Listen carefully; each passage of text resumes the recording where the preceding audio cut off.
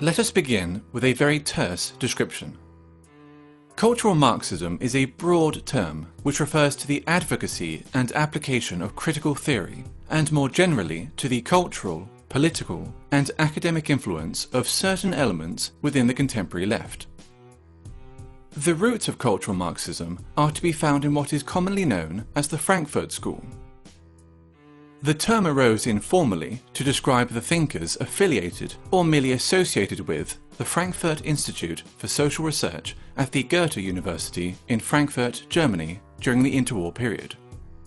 Critical of both capitalism and Soviet socialism, they sought to address the perceived shortcomings of classical Marxism in the pursuit of societal change. Their work came to be referred to as critical theory. Defining or categorizing critical theory is exceptionally difficult, for it pertains to a broad, almost disparate set of ideas, individuals, and approaches.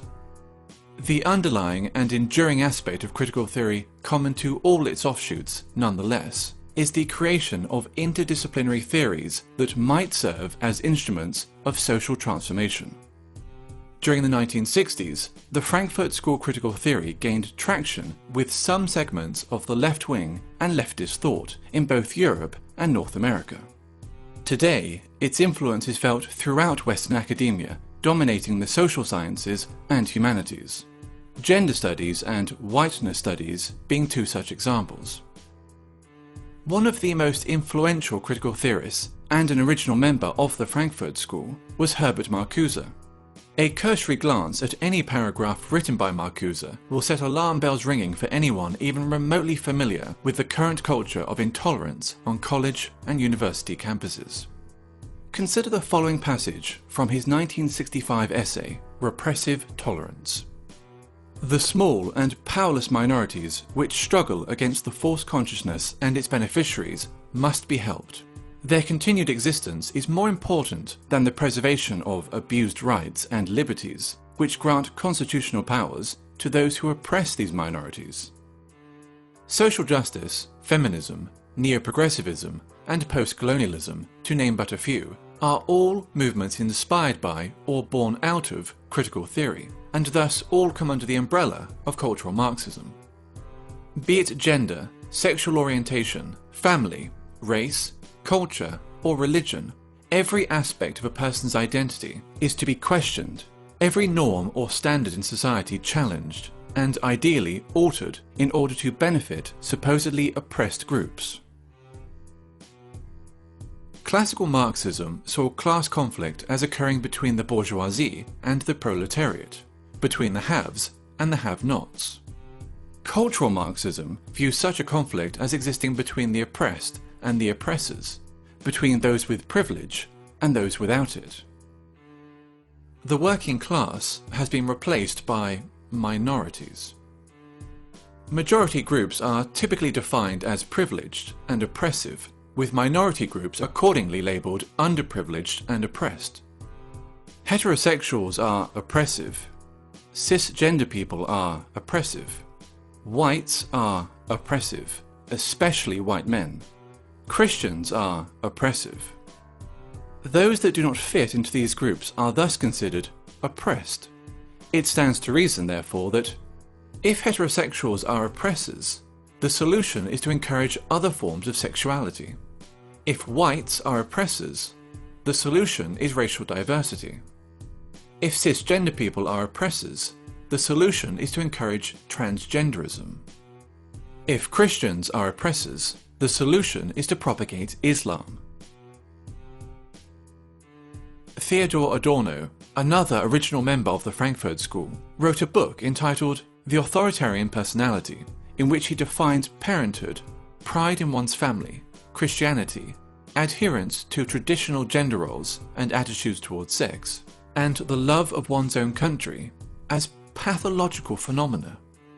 This tendency to pathologize opinions and life patterns, which are not in accordance with its own political ends, is characteristic of cultural Marxism.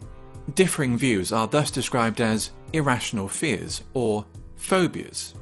For example, a person who feels uncomfortable living as a minority in an area dominated by Muslim migrants may be decried as an Islamophobe, since wishing to live amongst those culturally and ethnically similar to oneself is considered sick and phobic.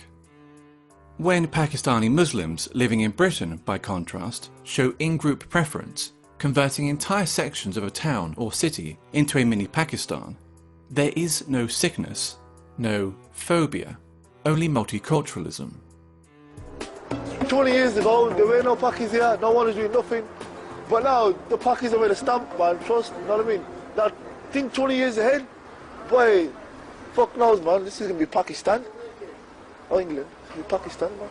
They're all fucking shipping over. A popular and propagandist manifestation of cultural Marxism is political correctness, in which media channels and social scientists make it a mandatory exercise to do the following.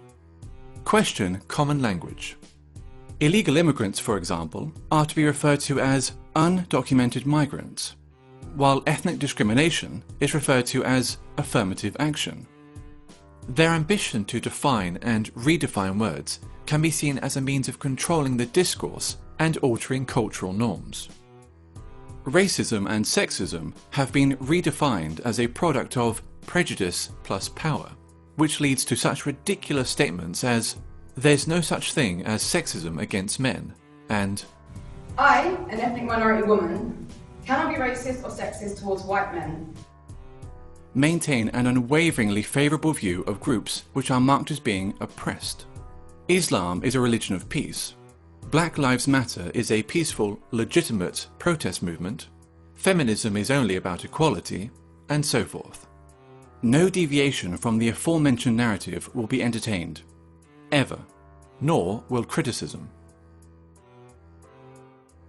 While communism, as Marx envisioned it, offered the resolution of class conflict in a utopian social system, all that cultural Marxism offers is a desolate form of eternal warfare between ever more narrowly defined groups of offended minorities. The only meaningful consequence that its wide application could possibly ever have is the marginalization of traditional European culture.